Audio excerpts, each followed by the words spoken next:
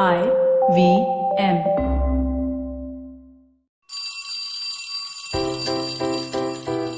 Hello one, hello all, welcome to the Diary of the Traveling Professor.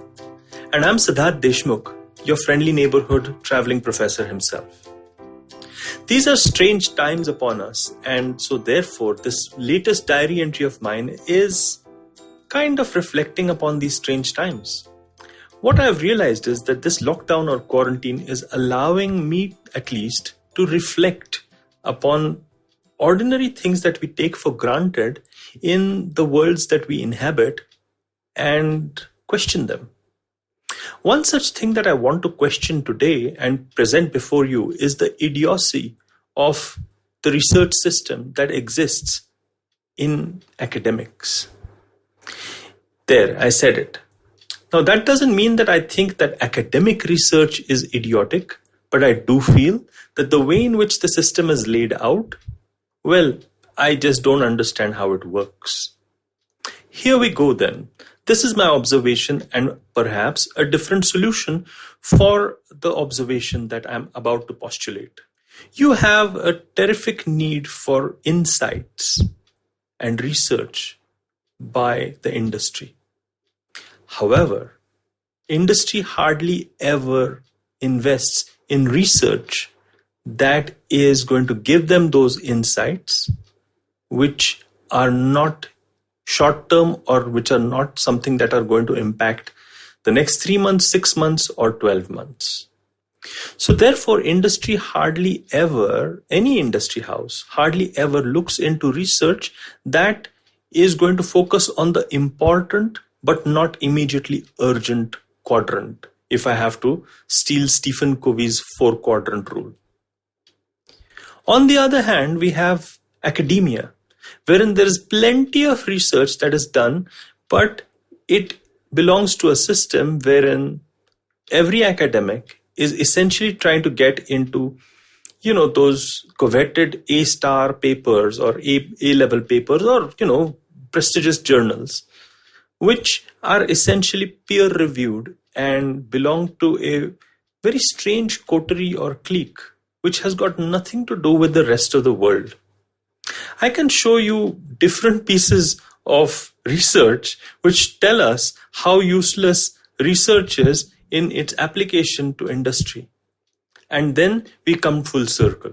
But it is so strange that so much of research is produced all across academic institutions, which actually never is read by industry or is hardly referred to by industry. Now, why does that happen? Is it because it's irrelevant? Well, some of it certainly is, because it is aimed towards getting publication in those peer-reviewed academic journals, which I've talked about. But some of it is just because of a lack of knowledge and a lack of awareness or appreciation by the industry towards academic research. So how do you solve a Catch-22 problem like this? Well, what you do is ensure, perhaps, here's a solution, that's what I'm trying to say, is ensure that perhaps industry kind of sponsors these research papers or they do not get published.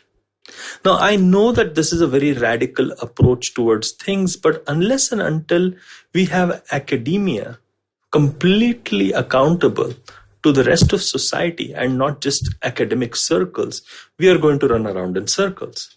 So how about the whole of the industry create a pool of funds that can be dipped into by academic institutions to ensure that research gets funded in a systematic way? I know some of it is already happening, but I think it's happening more at an institutional level rather than at a global level or at an industry level or at an industry academia level.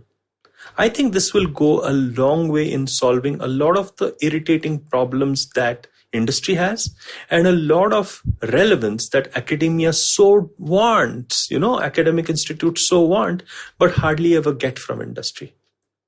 Well, that's the strange insight that I had. How about starting a fund which industry pours into that can research academics? If you like this diary entry of mine, well, there are many more to come from this traveling professor. And if you like my podcast, there's always my Instagram stories that you can look up. And there is my LinkedIn account wherein I'm fairly active.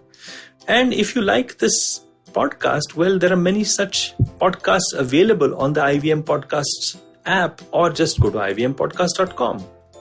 Until next time then, have a safe week, everybody. I hope you enjoyed that show. We'd like to thank our sponsors this week, Paytm Money. As we go into God knows what week of the lockdown, we've been trying to make sure that we get as much content out to you as possible. We had some interesting episodes in the last week. Cyrus Says we had Angad Singh Ranyal on it. That was a fun episode to listen to. On the Filter Coffee podcast, we had Taslima Nasleen and Arunav Sinha on that. That was another great conversation. Karthik Srinivasan joined Varun on Advertising is Dead. And guys, look for Pratik Oswal on Paisa Vaisa podcast with Anupam Gupta. That was another great episode. I'd also like to let people know that the show that we're doing with Mr. Ashish Vidyarthi, Begin the Journey, is now going to be releasing 3 times a week. So do check that out. I'm sure you'll enjoy that. Thanks, and please do keep listening. Advertising is dead. Yep, you heard me right. Advertising is dead. We're all in the content business now.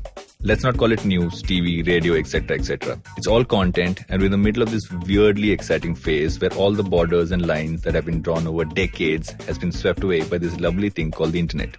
We're a show where we don't dwell on just the stuff that is now, but rather the wider stuff about advertising, media, content, and the whole goddamn circus surrounding it. Tune in every Tuesday for our weekly unboxing of the mystery box we used to call advertising. I'm Varun Dugirala, co-founder and content chief at The Glitch, and this is my new podcast, Advertising is Dead.